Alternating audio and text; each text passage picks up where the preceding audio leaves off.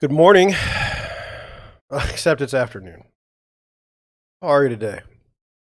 I was uh, I was just preparing for the show and I found something that was disturbing, so I'm going to try and fix it while we're here. Um, did you get the gifts that you wanted today? I said yesterday you get older and it's not the same. It's not the same.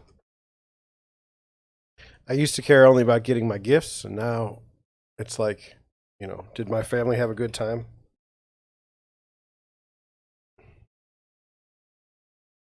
You know,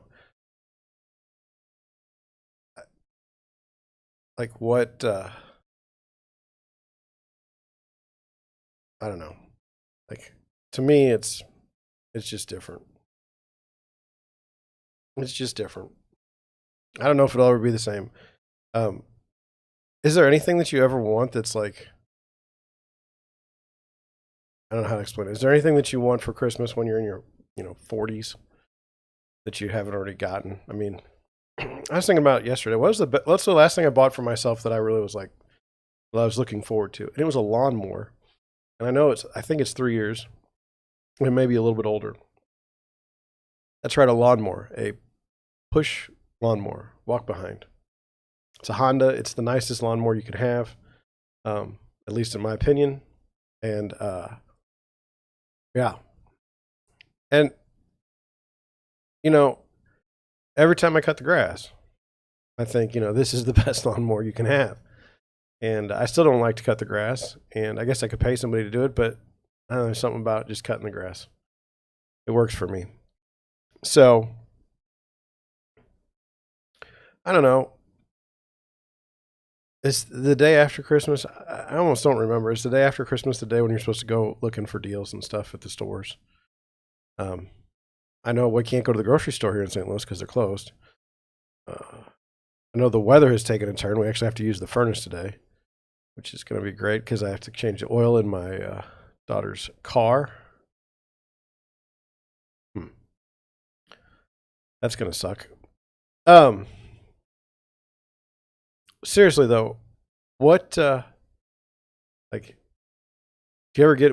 I mean, the kids got the gifts and the gifts were not. I don't know, not my thing.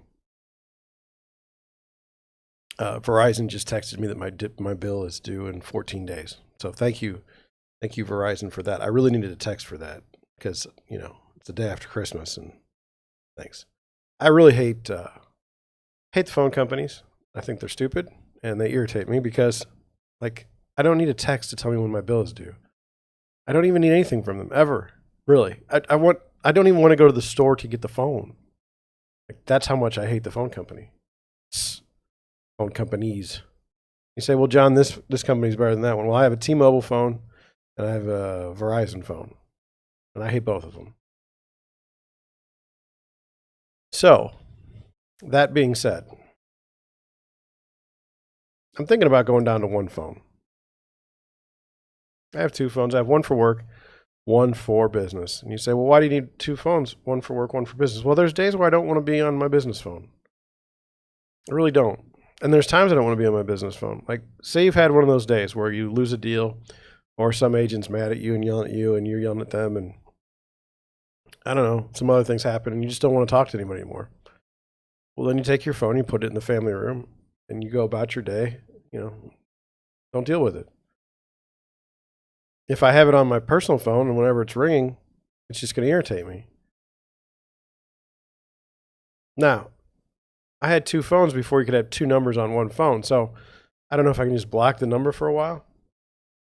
But just to have some fun, Google My Business or Google Business did not call me yesterday. No one called me on my work line. So I guess I'm okay. I guess maybe they'll call me on New Year's Day. But again, I will show houses on any day. Any day I can. There's Monday nights. I normally take the other daughter to gymnastics, but I mean I can even get out of that. I normally need about an hour before I can show a house, just because I have to get it confirmed from the other agent. But as we go on, I just wanted to say last night, not as a criticism of YouTube, but I don't always agree with their data. And by saying I don't always agree with it, let me just explain to you why. Yesterday, I had quite a few views of videos that I haven't had views on in a long time. I had quite a bit of organic views, and I really was thankful. You know, finally we broke through. But when I looked at my statistic, my watch time was not that great. In fact, it hadn't changed from the day before, even though I had many more views. And then my impressions were still down. So I don't understand. Now, what I've noticed a few times is it'll change the following day. So it'll be like a day delayed. But they say the data is in real time. So I don't know. Those of you who decided to run their YouTube channels based on solely the data, you know, good for you. I got to the point where here's how YouTube's going to work for me. I need to build an audience. Okay? That means people that want to enjoy and be engaged in my show, in the chat. And then I need to have those people make compelling content for those people to watch it. It doesn't work like you would think, or at least I would think. No, you don't just get this one video where everybody thinks it's the most wonderful video in the world and everything goes fine from there. It doesn't work that way for me. And for me to even think that was maybe silly. Not that I thought it, but, you know, there was a little bit of hope. But, yeah, after watching something, I know now that, and then the key is just to keep at it. There, I fixed YouTube. Keep at it. Do what you do. My whole stream, and really my channel in general, is I'm 44 years old. I don't know everything. And, you know, it's fascinating to watch the world work from my perspective. I feel like I'm a common person. I feel like my problems are everyone's problems. I feel like my confusion isn't unwarranted.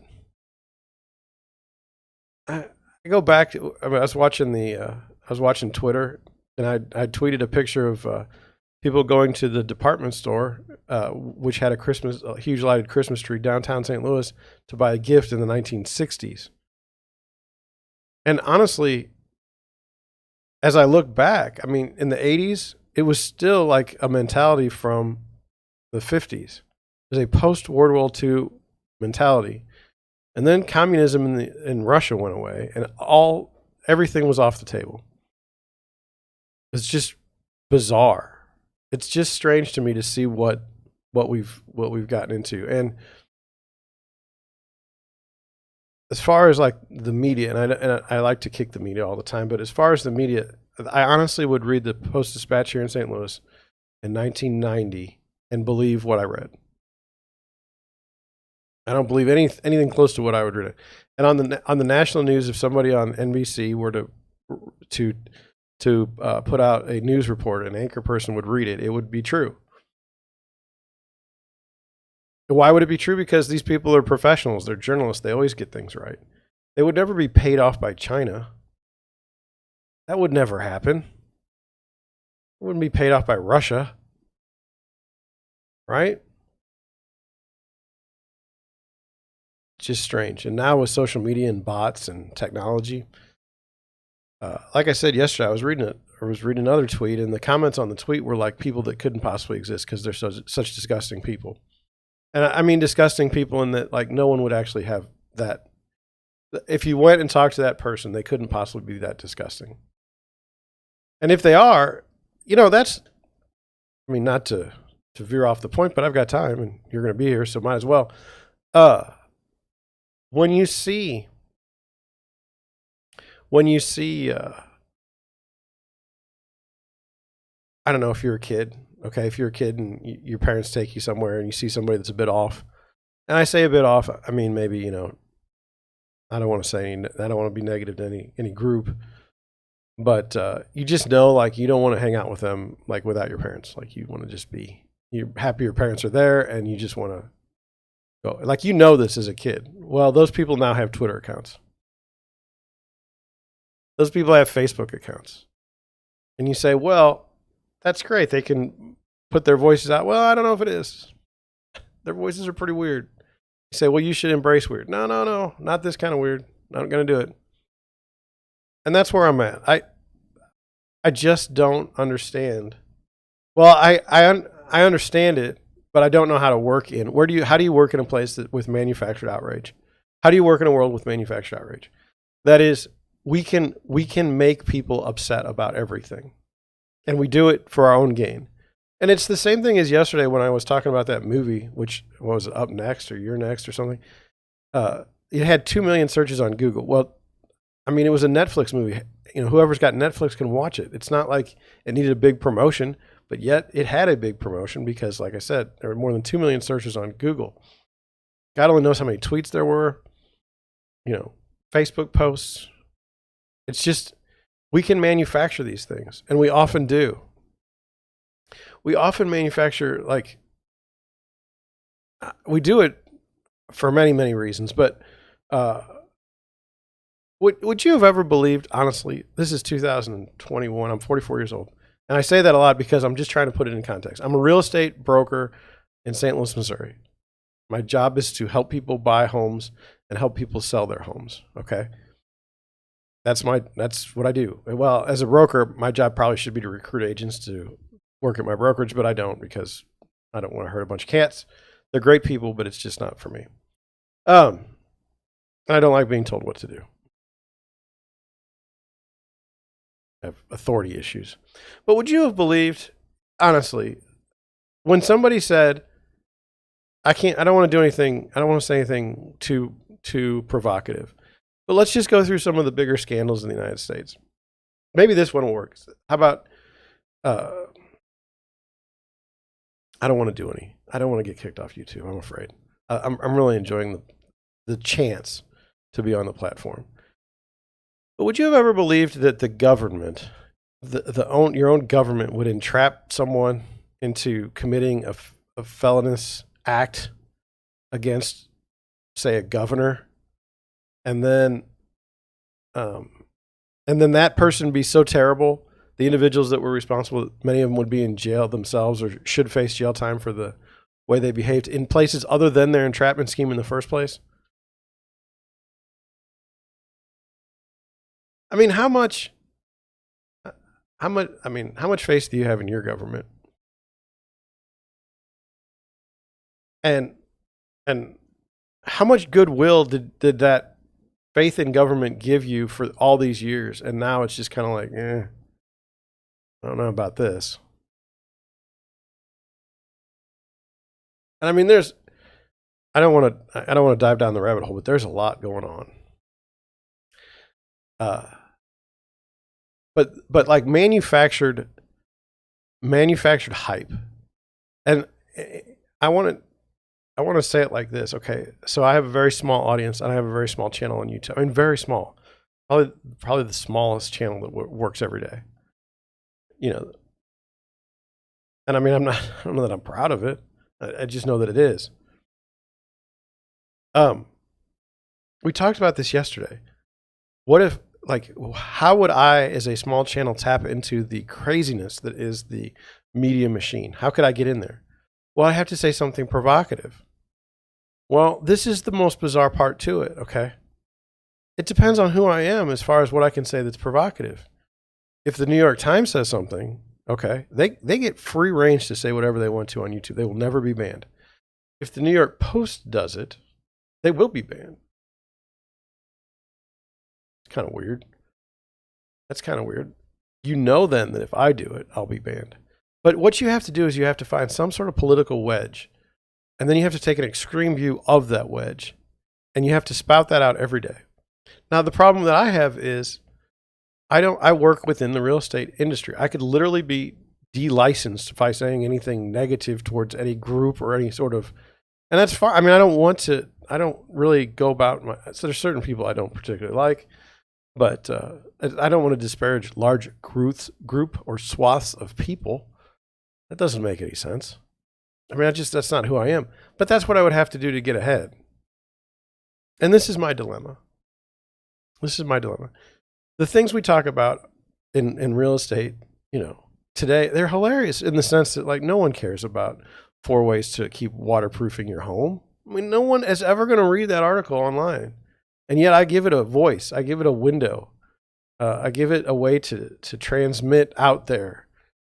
So there might be someone someday that wants to know that, and they'll check that article and they'll say, John, that was really, really nice. Thank you. But you know, these types of things sort of inform your business. Okay. For the longest time, in say maybe maybe up to 5 years ago, one of the strategies for getting people to your website, okay, would be to blog, a personal blog. And I did blog for a year, and I was getting blogs that were ranked #1 in Google search. The only problem is those blogs ranking #1 in Google search weren't bringing people to my website, to buy a house or to sell a house. They're just there to look for information and then go about their day. They weren't going to use me. And I don't blame them. Somebody in New York, I'm not licensed in New York. I'm licensed in St. Louis, Missouri, or I'm licensed in the state of Missouri. I'm not even licensed in Illinois. I have friends that want to buy houses in Illinois. I can't help them. It's not good. Not good. But that's the way it is. That's the way it is. But I'd really like one day, if I could do things without consequence, I would really like to see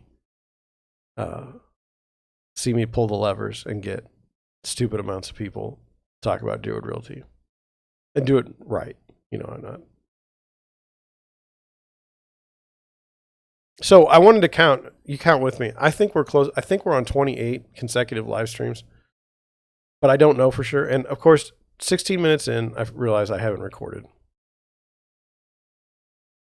And you guys know what the situation is with YouTube. If that 16 minutes now is gone. If I get thrown off the channel, it's never coming back. You may say, well, that wasn't really worth anything anyway, John. Well, it was hurtful, but I accept it. I just want to see what the number is. So 1, 2, 3, 4, 5, 6, 7, 8, 9, 10, 11, 12, 13, 14, 15, 16, 17, 18, 19, 20, 21, 22, 23, 24, 25, 26, 27, 28. Today is the 28th consecutive live stream. I said I would stream 30 consecutive days. This is Sunday. So Tuesday will be my 30th consecutive stream. And what do I say to that? Well, okay. All right. It's kind of anticlimactic at this point. I made it through a terrible illness that I'm going to cough now just because I said it. So I'm going to do that off the mic.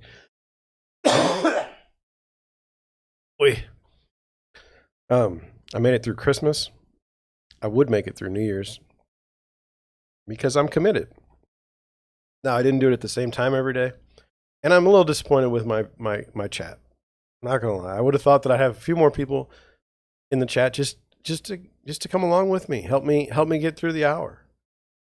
Normally, I get spam posts, at least like 2 or 3 for Russian porn sites. That hasn't happened. And I say Russian porn site. It's in Cyrillic, so I don't really know for sure. And I'm not going to click the links because I don't think that would help my computer. But I would have liked to have seen that. I would have liked to build a community faster. There's some things I want to. I'd like to be on Reddit, not Reddit for. I don't know. How do I say Reddit? Not for craziness, but Reddit is crazy. I just like engagement with my community, the one I built. This, in some ways, this is my community. My community is me. I was thinking about that last night. Some things didn't go right at Christmas, and I ended up by myself, and it was like, this is how it goes for you, isn't it? Like this is who you are. Very strange. Very strange. So I guess we should get started. with the day. I think, as we were talking about, what's my show about? What are these things that I want to talk about? Well, I want to talk about things that don't make any sense to me.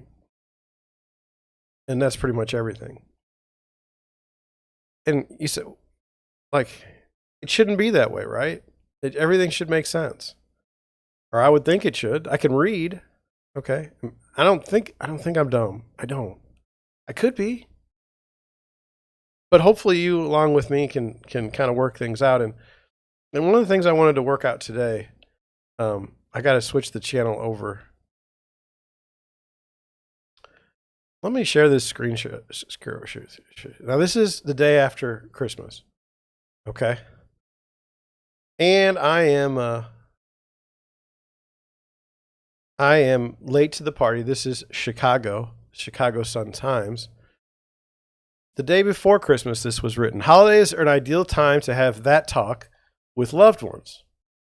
So I said, well, what's that talk? Like, are we going to talk about like the birds and the bees with the loved ones? I don't really want to make that talk right at the holidays.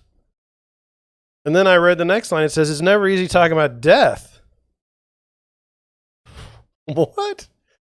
December 24th, 2021, Christmas Eve day, you publish, holidays are ideal time to have that talk with loved ones. It's never easy talking about death, but having end-of-life discussions well before you or a loved one is seriously ill ensures fewer surprises and better quality of life. This is bad timing. This is bad time. We're celebrating the birth of Jesus. Now, some of you aren't, and that's okay. But wouldn't you say, even in a secular sense, like Christmas is about optimism, positivity, hope, thankfulness? It's not about death. And you say, well, there's a pagan holiday and it's Christmas and I don't care. I'm not interested. This is me, 44-year-old real estate broker, St. Louis, Missouri.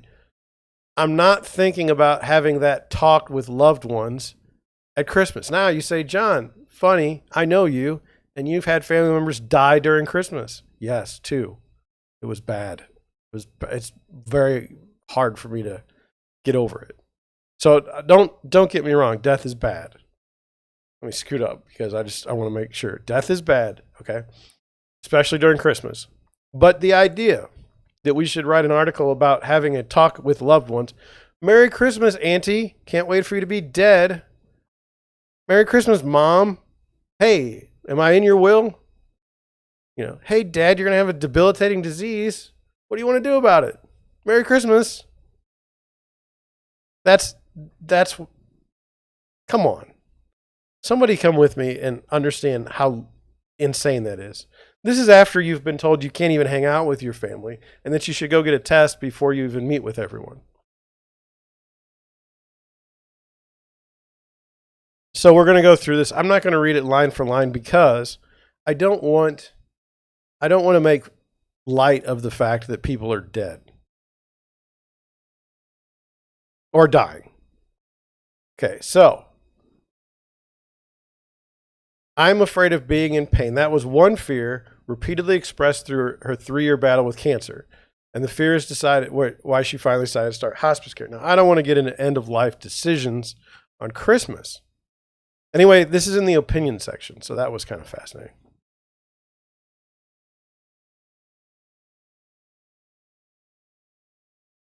And with so many other families whose loved ones face terminal illness, we wish Mom had begun a palliative and hospice care much sooner. But none of my mom's physicians, except one, her general practitioner, mentioned hospice, let alone encouraged us to consider it as an alternative to continuing treatment.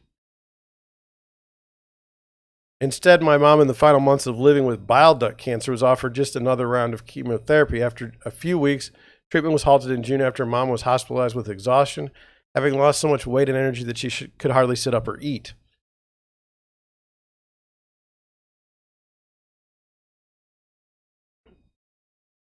Then it goes on and says she was miserable, this poor woman.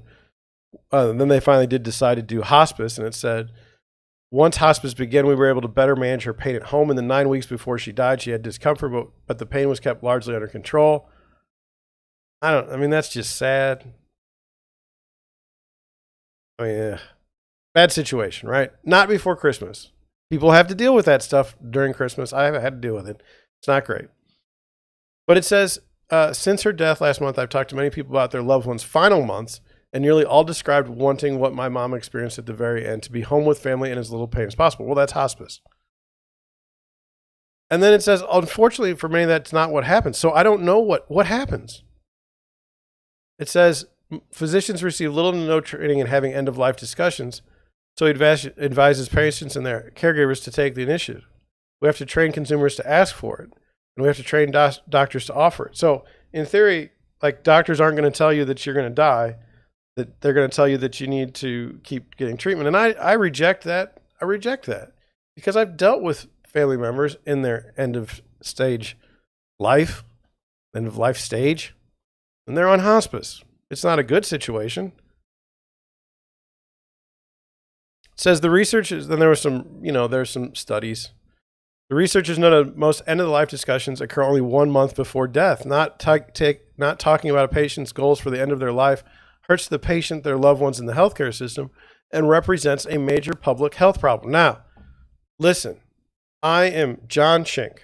I am a real estate broker in St. Louis, Missouri. I keep saying that because I want you to understand where I'm coming from. I'm 44 years old. This line, this is why I feel like I don't know anything. It says the researchers noted most end-of-life discussions only occur 1 month before death. And then it says, okay, so noted most end-of-life discussions. Well, you really probably, is there a reason to be, should we try to have faith? Should we try to be optimistic about one who has a terminal disease?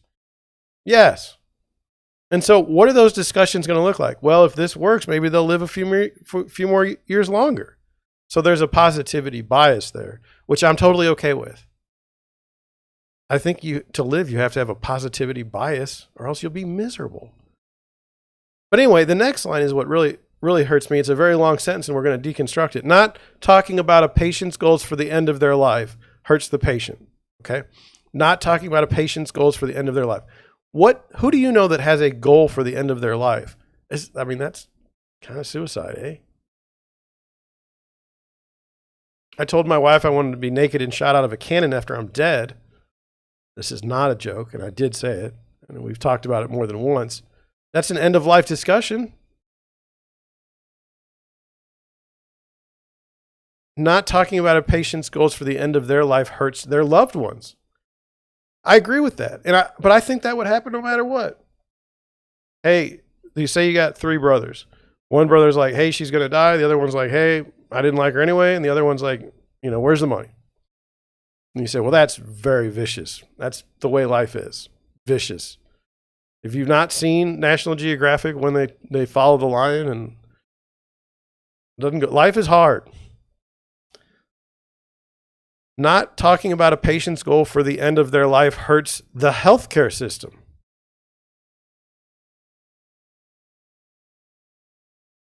How does it hurt the healthcare system?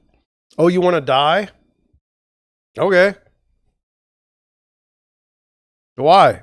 Well, because I've got a terminal illness that isn't getting fixed. Why it's terminal. All right. And then not talking about a patient's goals for the end of their life, which, by the way, goals for the end of your life is kind of a weird thing. It represents a major public health problem. Now, this is where I think the word public health and what I think it means and what it might mean are two different things. I think that the word public health means like, this is our OOL. Notice there's no P in it. Please keep it that way. Yeah? Public health. Not, hey, so you want to die.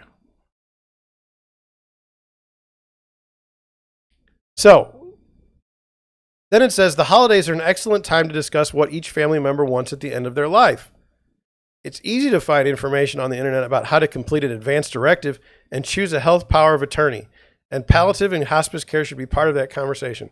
So picture yourself, you're at your Christmas family dinner and like you're getting ready to pass out presents, but instead of passing out presents, you pass out powers of attorney.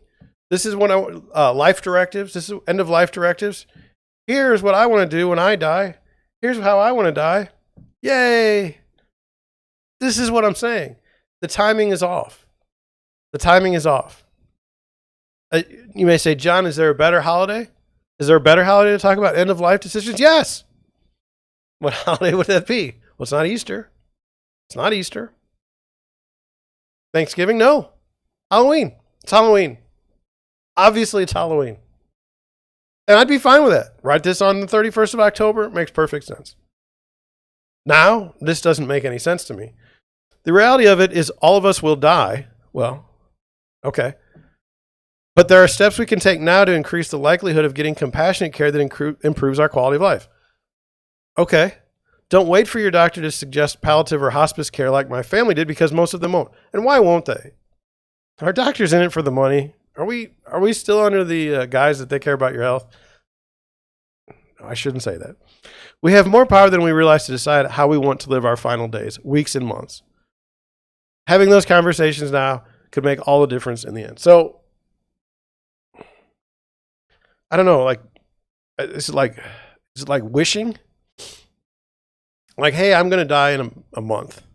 Can I have a tractor ride through the country? Like a sleigh ride, perhaps? I mean, what is this? What is this? What is this? Why? How did this help anybody? I'm done with it. I'm done with it. I hope you understand. I don't. I don't know who the woman is. I don't know what her deal is. I don't know what she does. Okay. I figured out how to pull up my Twitter now. So we're going to have lots of fun. I got to take a drink because I'm going to cough.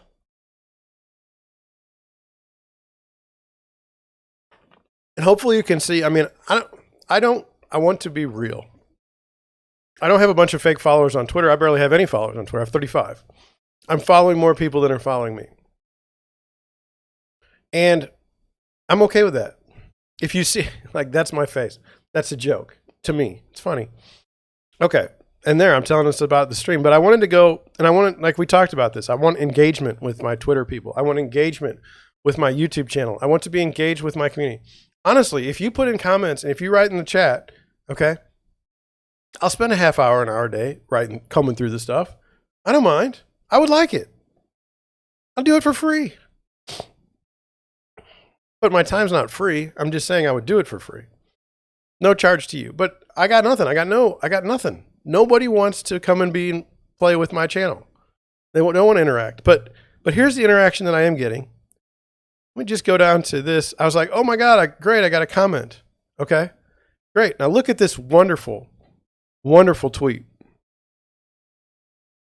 We wish you and yours a Merry Christmas and a Happy New Year from Deerwood Realty. And I got a comment. Great. What's the comment? Oh shoot, I hit the wrong button. Here it is. Do it again. Okay. Yay. What is the comment? It says, show additional replies, including those that may contain offensive content. Now, what do you mean offensive content? Why would you do that? Why would there be? I mean, I wish somebody a Merry Christmas from Deerwood Realty. Well, let's show it. Somebody named Pada Imram sends me this stuff about data. They offer the best data. I've been spammed. On my Merry Christmas message. Spammed. It wasn't really offensive. It was just spam. So, is Twitter perfect? No. Is my engagement good? No. Here it is. This is my Twitter page. So anyway, 671 tweets. These two notifications are notifications I logged in different places. But now that I have Twitter, we're so much better off for it. Hopefully I don't have to curate things, but we can at least talk about Twitter. I don't know how to do Reddit yet, but once we get that done, we're going to really be in good shape. So anyway, yes, Merry Christmas, and I was spammed. By the way, just like promoted stuff, Ruffles wants to know, have you owned your ridges today? No, I haven't. I don't ever want to talk to you again. Okay, so it was on Google Trends. Wanted to do that today. What is Boxing Day? 200,000 searches. Do you know what Boxing Day is? I don't know. I hear about it, but I thought it was somewhere during Thanksgiving. Apparently it's not. And so let's just go over this little article. For many Americans, Boxing Day is that holiday that always shows up on the calendar between Christmas Day and New Year's Eve. Now, like I said, I thought it was somewhere around Thanksgiving. The day might be otherwise pretty mysterious to most people around the U.S., where the holiday is not widely observed and where its origin and significance are not well known. This reminds me of International Women's Day. My wife, that was a Freudian slip. My wife, and there's dust all over my mic stand. Ugh. My wife celebrates International Women's Day, not so much Mother's Day. Anyway, she's from Bosnia. So what is Boxing Day anyway? Let's start with the basics. Every year the holiday falls on December 26th, the day after Christmas, so it's a date that's easy to remember and hard to miss on the calendar during a crowded week of festivities. However, when that date falls on a weekend day, the holiday is observed on the following Monday. So that's strange. So Boxing Day isn't until Monday? Because this is Sunday. Anyway, most commonly the holiday is associated with the United Kingdom. Other countries that celebrate are part of the Commonwealth, that is the nations that used to be British colonies. Although Boxing Day sounds like something someone would involve gloves, silky shorts, and a ring, it actually has nothing to do with the sort of boxing. Instead, the name derives from a time when wealthier people boxed up presents as offerings for the poor. Well, there you go. In this article, there is no confusion as to how Boxing Day was named. I've read other ones where there has been some confusion. We got boxes yesterday at our Christmas celebration. I don't know if that had anything to do with Boxing Day or not. No, because it's the day after. Anyway, the specific origins of Boxing Day are not usually universally agreed upon, but various origin stories help us unpack its history. I don't like to unpack history. I like to just have it and just kind of have it, given to me. No need to unpack. Or to wrap history. Let's not wrap it so we don't have to unpack it. BBC explains that Boxing Day got its name when Queen Victoria held the throne in the 1800s and is born out of the tradition of wealthy families boxing up gifts to give to the poor. We've already heard that up there. Since servants of aristocrats were required to work on Christmas, the following day became the time when their employers filled up boxes with gifts, money, and Christmas leftovers for them, much like a holiday bonus. Servants could then go home and share gift boxes with their family.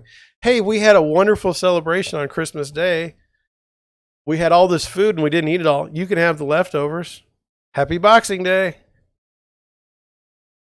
You can barely afford to keep warm, but here you go. Enjoy that. Here's a box of mutton. Enjoy it.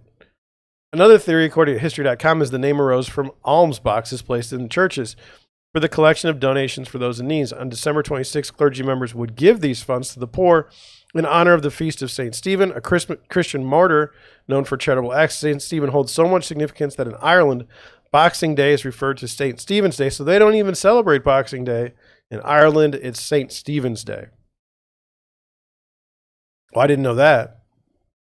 Yet another clue to the holiday moniker can be found in the song Good King Wenceslas. True story, one of the first songs I ever learned on piano was Good King Wenceslas. Good King Wenceslas, look it down on the feast of Steve. Oh, on the feast of St. Stephen, maybe.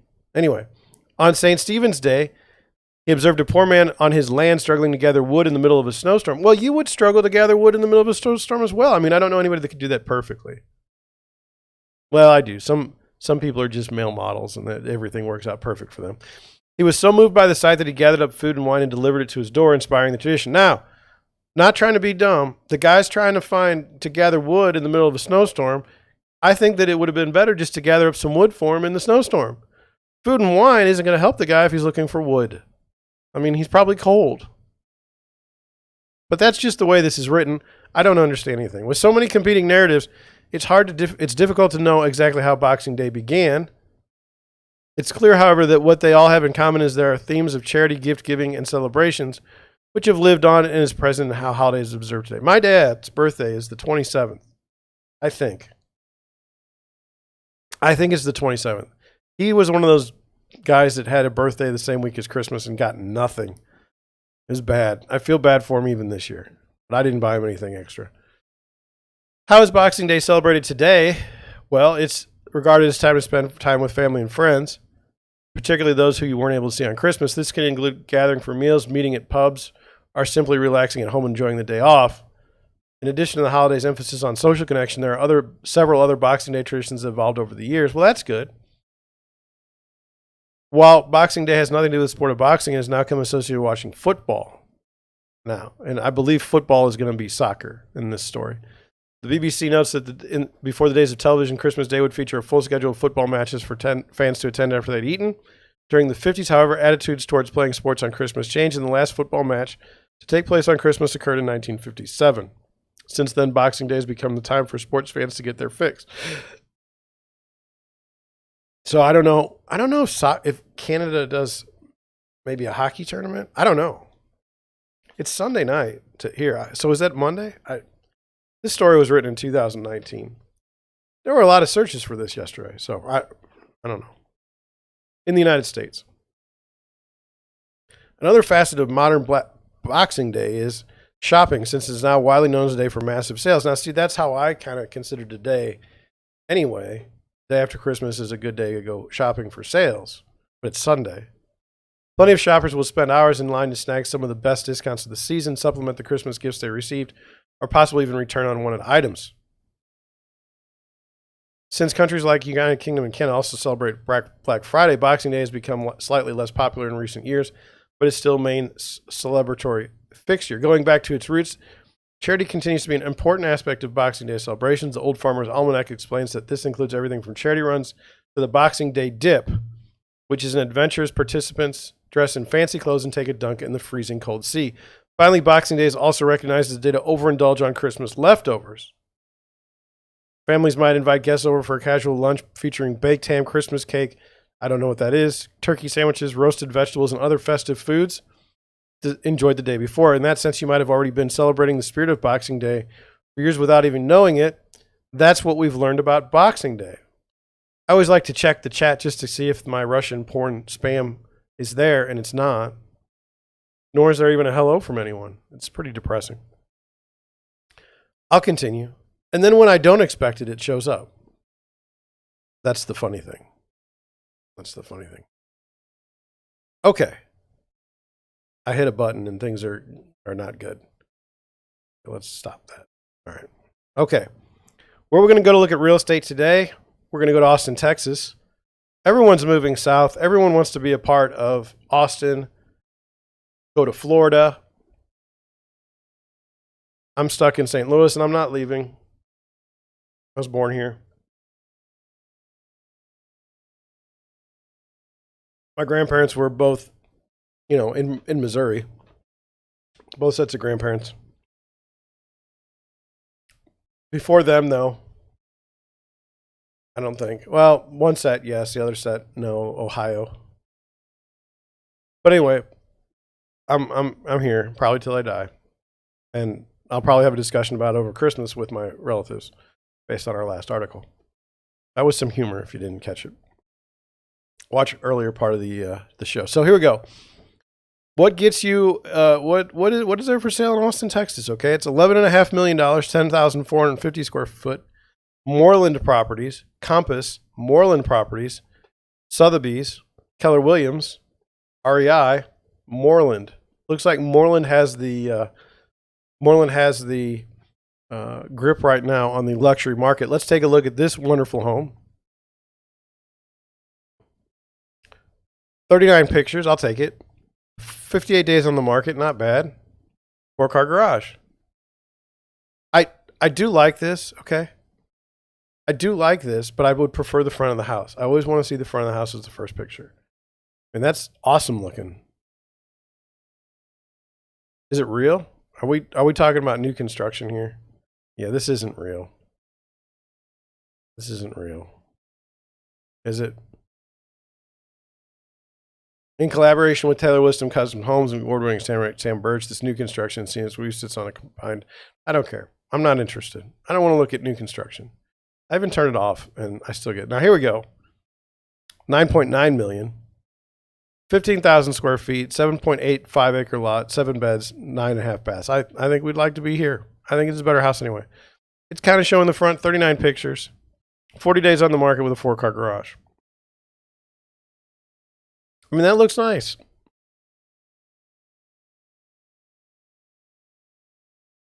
I mean, that is the way you should do it, okay?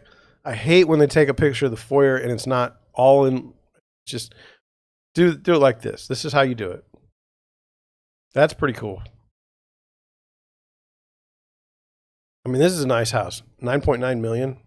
I think I've been jaded over time because I've seen so many luxurious homes now. But you know, this is how it should be. It should give you some like wow factor. Like wow. You know? Wow. This is it. This is the one. I mean, built in 2006, but look at look at that. That's the bathroom. I like it. There's the staircase. It's got the little round thing. Round is, as for me as a construction person back in the day, round was always kind of scary. I could do it, but I mean, look at that. I don't know if this is real because it's so close to there. And I don't want to be the guy that can pick out fake photos, okay? I don't want to be that guy, but that looks a little weird. And then that picture. Is that really who that is? Did they really put that picture there?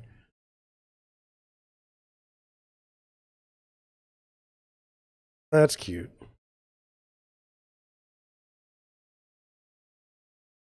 I mean, it's a nice house. 9.9 million. I'm almost into it. That's see wallpaper just. Yeah. And obviously they got kids, and good for them. Look at that. It's nice. That's nice. Let's just read it. Elegant Italian Baroque estate, custom designed by Cornerstone Architect Group and built by Michael Dean Homes, located on 7.85 acres with breathtaking panoramic views over Barton Creek, Fazio's Canyons Golf Course. Features include 7 bedrooms, 9 baths, 2.5 baths, dramatic formal details, and luxurious finishes throughout. The majestic foyer, decadent living room, and magnificent dining room are enhanced with conveniences for easy entertaining, including a caterer's kitchen, butler's pantry, wet bar, and wine room. Elegant mahogany paneled study with cozy fireplace. Spacious master with bedroom or with private veranda. Custom built-ins, fireplace, his and her separate baths, 2 spacious walk-in closets, and exercise room with kitchenette. There's plenty of room for a large family to relax, including an open kitchen concept, spacious family room, and breakfast room with an alfresco dining option. A utility room that is large enough to double as a hobby room. The home theater is reminiscent of the Austin Paramount Theater with built-in concession stand.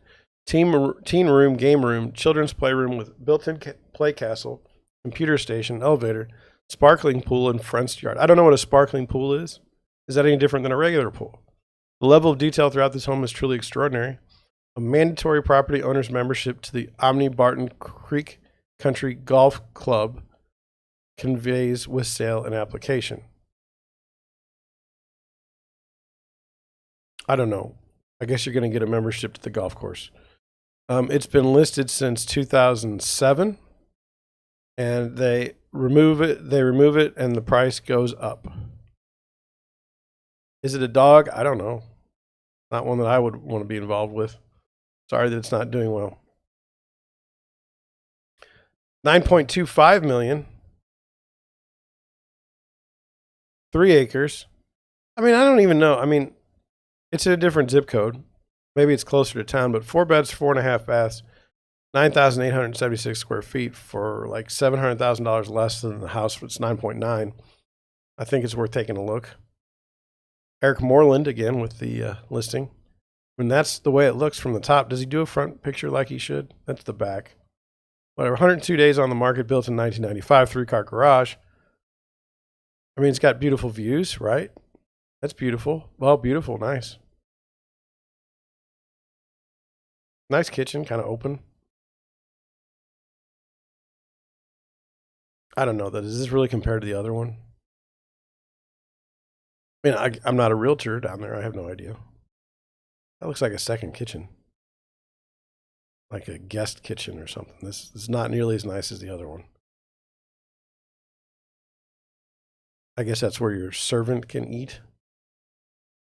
You know, that's one of the bigger problems I have is my servants. I mean, that's nice.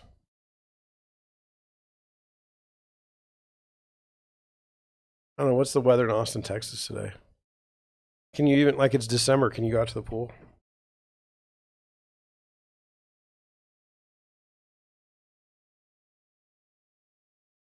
71 degrees, low 58. I could go out there. 72 is what I set my HVAC for. Let's go back here. That looks pretty nice.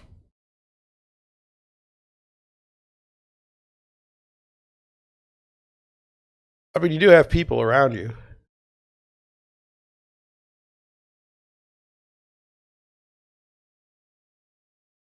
Okay.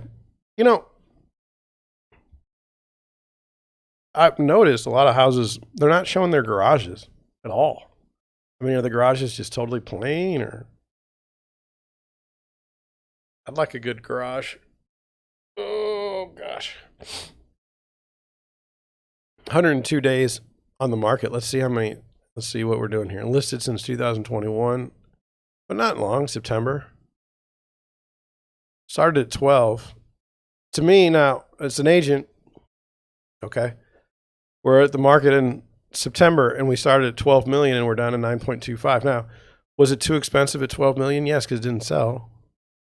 But these price changes lead to me to there's an aggressive seller out there that there is a deal to be had.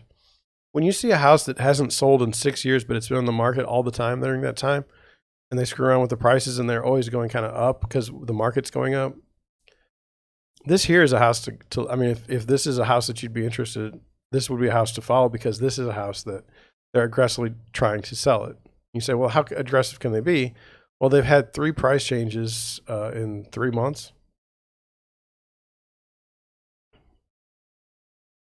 Just saying. Use the real estate skills that I've been giving you and put them to good use. Now we're going to talk about some stuff. You know, I don't do a lot of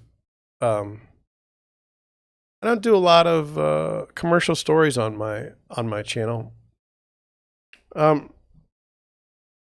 There's not really a particular reason for it, other than sometimes there's not a huge media following of commercial real estate.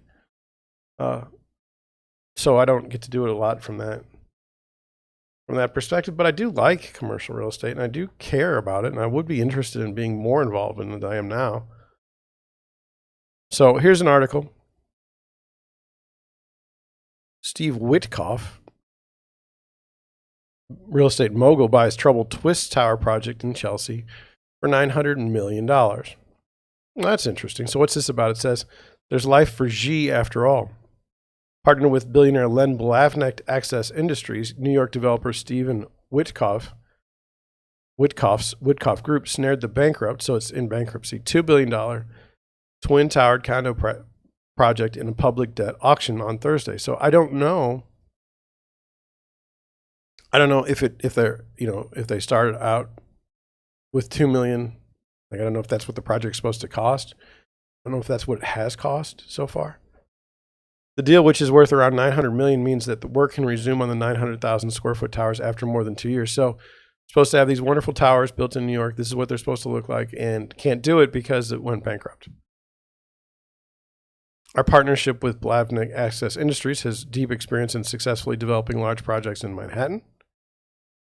He said construction can start up again after January 1st, and the new plans call for a public plaza with access to the High Line. I don't know what the High Line is, unless that's like what is that called? A transportation underground subway. There's a strong stroke of faith in the city's future despite the pandemic and Omicron, an industry insider said. Well, you know what? Like, how does that work? Some guy calls me and says, I need a quote about this. Well, what do you need? A good quote or a bad quote? I need a good one. Well, everything's going to go better tomorrow. You can put that in your article. The Post first reported that Witkoff was in the driver's seat for the Z back in November 9th. G, named for its 11th Avenue location next to the High Line. I mean, I should look up what the High Line is, but again, I like to just kind of guess how things are going. You know what I'm saying? Like, how's it going to turn out? I don't know. It's kind of a reaction video in that sense. Has been the city's most buzzed over development debacle. I love a good train wreck. Work stopped before the pandemic in late 2019, and park goers have puzzled over the incomplete eyesore ever since. That's interesting. Have you ever puzzled over something? I feel like my life's kind of a puzzle. I'm puzzled over my life. Lenders and contractors who are owed hundreds of millions of dollars, on the other hand, have more than fumed. The purchase gives Witkoff's investor group control of the project that was launched by Zio Feldman's HFC Capital Group several years ago, but fell in default on $1 billion debt, including $136 million owed to a prime lender, Britain's Children's Investment Fund. So we got $2 million up there. Now we're at $1 million, and then $136 million owed to another lender. Feldman is also under siege by contractors. Construction manager OmniBuild alone filed $100 million lien in 2020. I mean, I don't know what. I don't. They're not building anymore. It's just whatever. The 26 and 36 story towers at 11th Avenue and West 17th Street are popularly known as the Twists, due to the way the architect Bjar Engels set them askew from one another. They were to have 236 luxurious condos priced up to $25 million, a world-class hotel, and a fancy 90,000 square foot spa. But only 38 units were sold at the time construction stopped, according to state attorney general filings. So they sold 38 of 236. Feldman blamed the flop on former partner Nir Meir for FHZ Capital's problems. He reportedly called Meir a psychopath in a lawsuit this summer. Meir's lawyer called Feldman's charges ludicrous. So this partnership group didn't they kind of had a falling out, apparently. A court gave Children's Investment Fund the green light to sell the debt at auction. But Thursday's auction, which was postponed from an October date, was not a court action but a public offering. Sources said the partners paid about $900 million to purchase the debt, giving them control of the property. That works out to a price of about $1,000 per square foot, as the completed structure is around 900,000 square feet. Witkoff is best known for such projects as the partial conversion of the Woolworth building to apartments and development of the celebrity-strewn 150 Charles Street condos. But sources say he didn't have the resources to take on Z on his own. Terms of Witkoff's partnership with Blavnik weren't immediately known. A team led by Cushman & Wakefield's Adam Spies and Doug Harmon were in charge of marketing the deal. They could not be reached either. So somebody wrote an awfully good article, Steve Cuozzo, awful good article with a lot of information, and didn't, in theory, talk to anybody from the real estate agency that managed the debt selling or the investors. Now, one line I'd like to say, I'd like to mention in the article that is I found true about developers. Developers are not typically super wealthy individuals. More so, they have they have super wealthy contacts. They have a phone. They basically have a black book, a phone book of people they can call, organizations they can call that can help them put together money for projects. Usually, this book is composed of people who they've worked with in the past. And so, let's just say a developer has $1 million. Well, that's pretty good in St. Louis in 2021, but that's not going to get you really developing anything. You need like 10 million, I think the housing project in my backyard literally is going to go 700 million. Well, the people behind that project are wealthy, but they're not that wealthy. So they need people to be part of their development. So development, in my point of view, real estate development, high level real estate development is all about making connections, okay, and delivering on your promises time after time after time, and you'll be very successful. It's not about the building itself, for the most part. Like, for instance, when I was in graduate school, a lot of people wanted to build, high sustainability or sustainable buildings, green or gold LEED buildings, container ship, buildings and things of this nature. And there's no one stopping you. There's no one stopping you except for you need this book. You need a book of contacts that you can regularly call and ask if they'd be interested in financing your projects.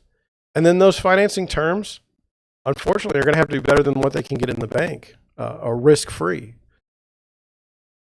So, these developments are highly leveraged because you have to, the money that's being used for them needs to get a return. So this is all I have to contribute on this topic. How are you feeling? Are you feeling like we can do another? Let's do another article. It's day after Christmas. Then we're going to quit because the next ones are stuff I want to talk about tomorrow. Okay, so here we go. Next article. Sorry, I hit the wrong button. Buyer beware. What you need to know about warranty companies. So here we are in the Realty Times. It's nice. Like, you can contribute articles to the Realty Times and they'll publish them.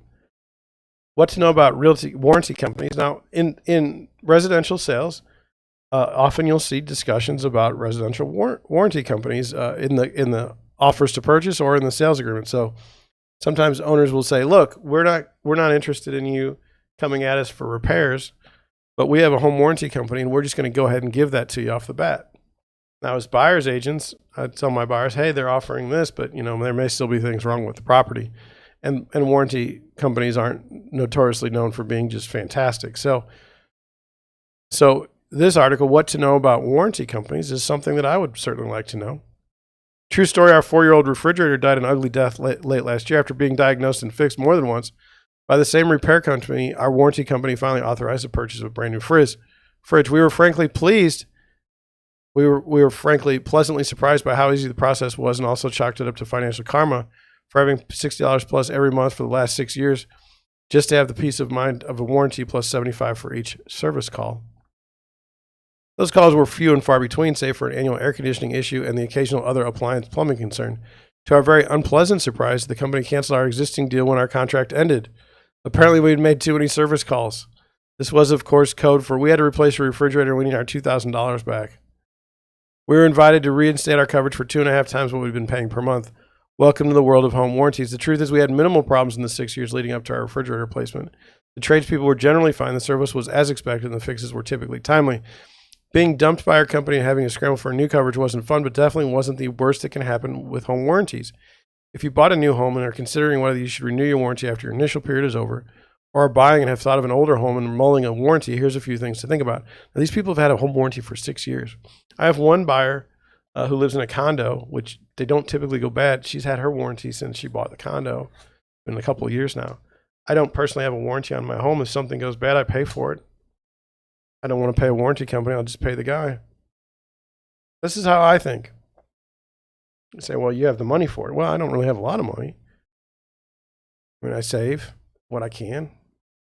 The cost, for many people, the fact they can pay a small amount every month that protects them against potentially huge expenses like air conditioning issues provides peace of mind. But ask yourself this: are you better off putting that $60 or so into an instant bearing account and saving for what if? Yeah, if you have the money, that seems like the best way to go. Also, just because you have coverage doesn't mean everything will be taken care of by the company.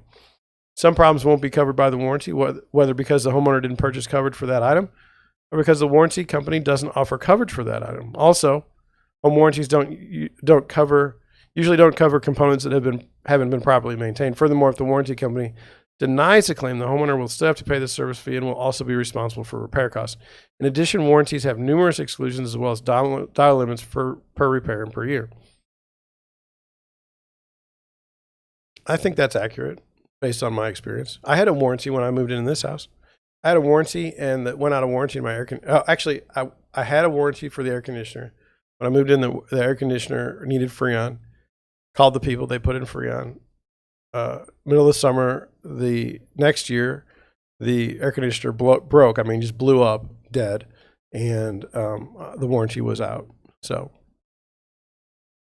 not bitter, just facts. Most companies have tiered offerings, and the lowest tier is just basic coverage. The cost of a homeowner ranges anywhere between $350 to $600 a year. More if you want enhanced coverage for things like washers and dryers, pools, and septic systems. In addition to the annual premium, you expect to pay a fee for service calls anywhere from $50 to $125, depending on the contract you purchase. That's true. The rules: you're barely running 25-year-old water heater may have been on its last legs for more than a decade, but if it can be fixed, a warranty company isn't going to go out of its way to replace it. Same goes for other high-priced items. That's exactly right. So they kind of rig stuff. I hope rig is an okay term in 2021. Most major home warranty providers include air conditioning as one of their covered systems. In most cases, a home warranty company is doing everything it can to repair an AC system before replacing it. That's true. Be sure to check your contract for fine print on what AC components may or may not be covered. Also check for the maximum coverage limit placed on your contract for AC units. Remember, you will be responsible for paying any cost above this dollar amount if your AC needs to be replaced. If you know your home is at risk of needing repairs or replacement costly items like an AC unit, it's worth it to look for a provider that has generous per item coverage limit. That's correct. Other options. Ask a friend or give a Google search and you'll find lots of tales of frustrated, irritated homeowners ranging from horror stories about their home warranties. Ultimately, the choice is yours when it comes to paying for one or not, or opting for one or not. There are some other options you might want to explore before locking yourself in a contract. Before buying a home warranty, learn what coverage you may already have. For example, if you're buying a newly built home, know that the home appliances and systems typically have 1-year warranties. Most states require builders to warranty the home structural elements for up to 10 years. Also, when you buy new furniture and appliances, use a credit card that extends the product warranty that can add as much as an extra year of protection. Here's what I would say. If you are a young couple and you don't know anything about a home, take the warranty the first year. Buy it even. Unless you have a friend that's an HVAC person. Unless you have a friend that's an appliance person. It's worth it. Why? Because when you move into a home, even if they've disclosed things, things can break. So you can't prove that someone knew that the HVAC was going out and they were just filling it with Freon this whole time. Can't prove that. On a roof leak, who knows when that would happen. Appliances go out. When you use appliances differently than the people did before you, I know it's not it's not a person, it's not a living thing, but it can go bad. And if you don't have the money to repair it, you're toast. Now, I've had a couple instances, let's go over 2 of them. Condominium, lady moves in, the air conditioner dies. And it shouldn't have, but it just did. It was bad. Warranty company said, okay, this thing is dead. It needs to be replaced. We'll replace it. Here's the amount of money we'll give you. That was it. Another one, air conditioner went dead, but they kept fixing it. Finally, at the end, they're like, we can't fix this. We can't size it properly. We're done. Settlement. Those were unfortunate. We did have the furnaces and the air conditioning checked before purchase, but things die. Things go bad. Where it really came in handy was a lady that bought a nice house. A nice lady bought a house, and it was a fix and flip. And as you know, I don't like to buy fix and flips, but she bought one anyway. It was along the park on Loughborough and Tower Grove. What is it, Tower Grove? No. I don't remember the name of the park off the top of my head, but I'll get it. Anyway, moves in. There's a massive rainstorm the day of move-in, and the power goes out because water was literally pouring into the electric box. It wasn't noticeable really from our perspective because it hadn't rained. By the time they put the box in when they were doing the fix and flip, it had not rained between that time and the time that the person moved in. So there was not a lot of water. There was not a lot of rust. There was not anything that you could really tell that was anything wrong. However, the warranty company came in right away and fixed the problem, and there were no issues. That's the best possible scenario. That company is not working in St. Louis. Home warranty companies are national companies, but they can choose what states they work in. Some have chosen not to work in Missouri, or at least not in St. Louis. Keep that in mind. Keep that in mind when considering a home warranty if someone's going to stay.